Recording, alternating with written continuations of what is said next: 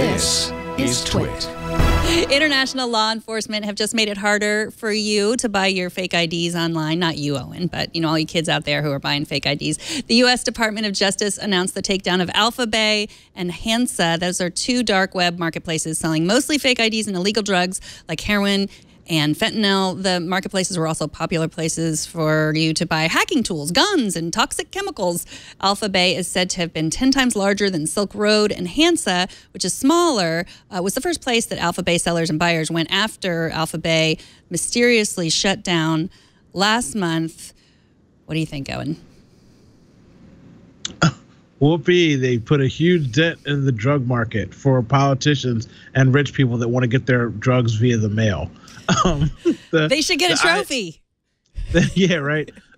Sessions beating his chest on something that's been in the works since 2015 and 2016. Again, cookies to him and this administration, how they like to handle things. This is a politics show, but this is a tech show. So on the tech side of it, 3 more of these entities will pop up overnight and continue to make money, because when there's a vacuum for the dark web always provides. It is a nice little hit for IDs and things like that, because those things are used for sex trafficking and smuggling in people in the country. So that's a nice chunk out. But the drug thing, that's not really, it didn't stop anything or save anybody or help anything. Because again, most of your bulk drugs are not on the dark web, and that's just not how that operates. But it looks good on paper. And yay, crime fighting, they did something. So yay. Well, I'm with you on almost all of this, except for I also believe, like, just because you can't do everything doesn't mean you can do nothing, right? I mean, so yes, another one will pop up. Yes, it's whack-a-mole. But does that mean that we should stop trying to shut them down? I'm just saying sometimes there's other resources and money we could be putting things into. But that's not for me to judge. I'm just saying, you want to play whack-a-mole over and over and over again with a dark net entity that has tentacles all over the globe and unlimited funds and Bitcoin hiding stash cash. I mean, I'm just saying, I'm not ordering heroin anytime soon. I'm too big, obviously. I'm not using it. But the people find a way to get the things that they want. And the internet is the ocean, and you basically just threw a spoonful of sand in it and said, hey, we're soaking up some stuff out there. I mean, again, great for whoever life is saved from some synthetic drugs or whatever. But yeah, it's just going to keep going. But it looks good. Yeah. Got to try.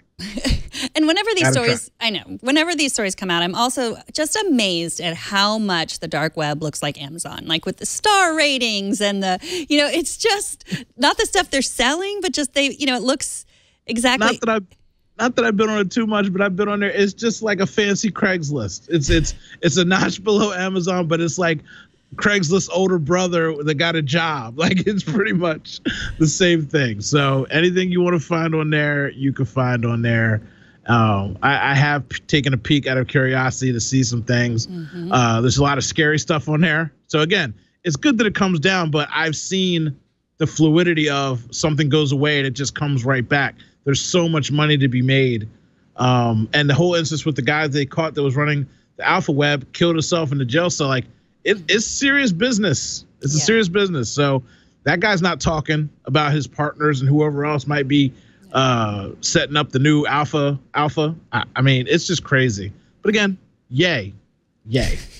Well, there's that also picture, the picture of the weed, the purple kush. Sorry. And it says trust level 4. The seller is Ferris Bueller. Probably not his real name, but the trust level is 4. Can we take a look at that picture, Brian? Because it says quantity left unlimited. Like, is it unlimited, really? Like, what is that? Like, that doesn't seem true. So quantity left unlimited. Again, guys, see, this is what I'm saying about this show gets me in trouble, because it sounds like I know more than I should know that I don't know, and I don't want anybody kicking in my door about things I know. But unlimited, they're sending small quantities of this stuff. They're not sending you 4 tons of marijuana on the dark web. That's not where business like that gets done. I'm not saying where it does, but it just doesn't happen on the dark web. But when somebody wants a gram, that's like the tiniest amount, and maybe you want 5 of them or whatever, and they've got a pound. That they could service 3,000 people with that. I'm just throwing out numbers because I don't want to seem like I know anything. Okay, good, so that's why it seems unlimited. I don't want the math to add up on me. We're going to be talking about math later. Okay. So I got to fudge these numbers a little bit. Just mispronounce Kush, and then or is it Kush or Kush? Man, I don't know. You're up in Northern California. You better know what Kush is. I know you're out there hanging out with the cows, but that's gold country up there, and it's legal. Y'all gonna be taxed out the wazoo, making all kinds of money. You gonna be smelling purple Kush on the ride to work next year. Wait. Okay. Burke, who is never wrong about anything, has something to say about the unlimitedness. It's a renewable resource. Kush or Kush. It does grow on trees.